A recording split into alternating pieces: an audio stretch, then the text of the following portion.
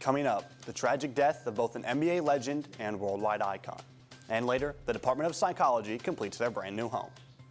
Later in sports, an all-time legend gets her jersey retired after the women's basketball game. And we break down the wrestling team's big win over the third-ranked Ohio State Buckeyes. We received around 6 inches of snow last week, so I think it's only fair that Mother Nature takes it easy on us for the next couple of days. I'll tell you what to expect in weather. All that and more coming up on this Monday morning edition of DITV. Don't go anywhere, DITV starts right now.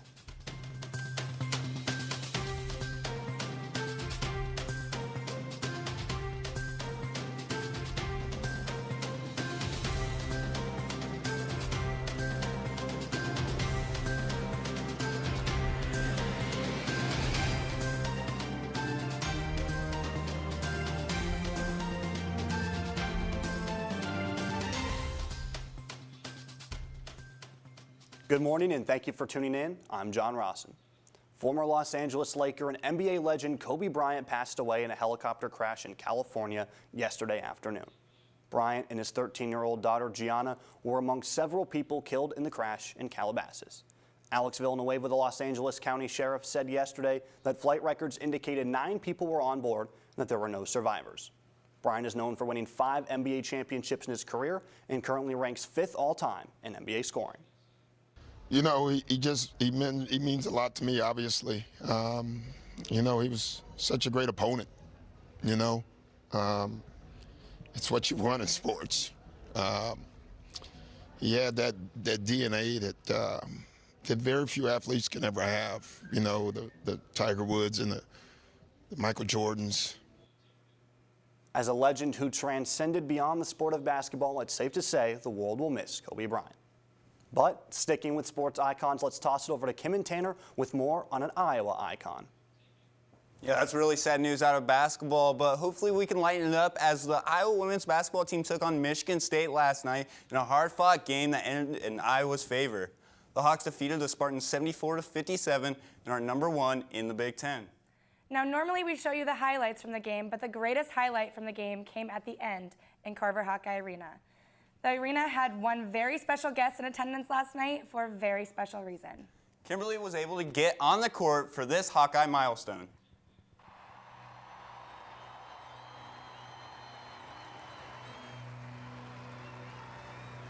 No woman will ever wear the number 10 jersey in Hawkeye basketball ever again. Megan Gustafson retired her number 10 jersey last night in Carver Hawkeye Arena with over 13,000 fans in attendance. By Friday afternoon, nearly 11,000 tickets had been sold to fans eagerly waiting to watch this milestone in Hawkeye sports history. Megan Gustafson came back to her Hawkeye home all the way from Budapest, Hungary, where she is training for her second season in the WNBA. Gustafson was the 17th pick in the 2019 WNBA draft by the Dallas Wings. During her 4 years at the University of Iowa, she arguably became the greatest student athlete to touch the basketball court, being awarded the Associated Press's Player of the Year in 2019, the Naismith Award, ESPNW National Player of the Year, 2-time Big Ten Player of the Year, and so much more. She was somebody to cheer for, right? Like, you know, we all want somebody to cheer for, and she was just the perfect person to cheer for. The way she represented us, you know, you couldn't have asked for a better representative of our program than how Megan was. And, you know, I said out there that she was just such a kind person, and that is the truth. She is such a kind person, and that goes a long ways today. You know, be nice to people, and it's kind of a lost art sometimes. And she was such a humble teammate, and so again, the epitome of everything you'd want to represent our basketball program. Megan will return to Hungary in the beginning of February, but the Hawkeye community will always be her second family. What an Iowa legend. For the 10th week in a row, the Iowa men's wrestling team is at the top of the rankings and hosted #3 Ohio State on Friday. Iowa got things off to a hot start against the Buckeyes and never looked back, winning an easy 24-10. However, Iowa head coach Tom Brands was lively during the meet and knows maybe he needs to take a small step back. That's what I mean. I mean, I gotta chill out. I gotta learn to enjoy 7-3. I mean, against a three team in the country. I'm not changing though. I'm not saying that, but I mean, come on. And I want to take on the whole doggone world right now. And you guys did a good job. Lugo, you know, they call that cradle rule. 8-2. Happel believes 9-1. Throw Warner out there 10-0. How's that for chilling out? Wrestling is back when they host Penn State on Friday. All of Hawkeye sports are must-watch TV right now. So be sure to tune back in tomorrow to see how the men's team performs. John, back to you. Thanks, guys. Earlier this month, the United States attacked and killed Iranian General Qasem Soleimani, and since then, there has been fear of war. We have DITV reporter Kate Overton to tell us how some people are taking a stand. How do you stop a giant war from happening? Well, I'm not sure you can do it alone, and that's why this group of veterans are standing up to the government and protesting peace for the entire country. There is just so much going on. This is just one of so many problems we're facing right now. But peace on this planet is essential to the well-being of the species. I don't know how much good we're achieving. We get a lot of waves and honks, a few derisive looks when standing down there in the Pentecrest. But I think keeping it in the public eye is very important. Keeping it in the public eye was exactly what the group Veterans for Peace accomplished when they had around 200 of these protests throughout the country. And every one of these protests had the same goal in mind. Dear people of Iran, we the American people are horrified by the actions of our government to provoke a war with you.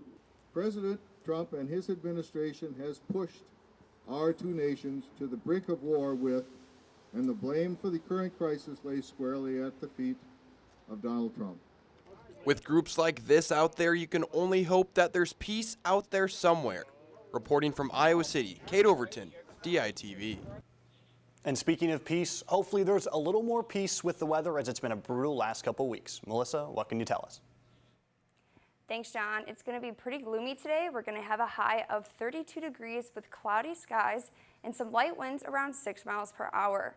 There's also a chance of some freezing fog this morning, so just keep in mind that that fog can create a lack of visibility and hazardous driving and walking conditions. So just be sure you're being careful as you're walking or driving anywhere today.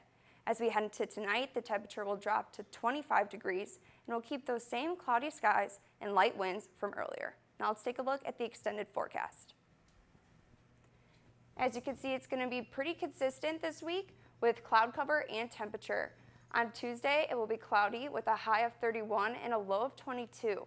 On Wednesday, it will be cloudy with a high of 32. On Thursday, it will be cloudy again with a high in the low 30s. On Friday, it will be cloudy with a high in the upper 30s, and we also have a 40% chance of some snow in the evening. And on Saturday, we might finally see some sun with a high in the mid-30s and some strong winds.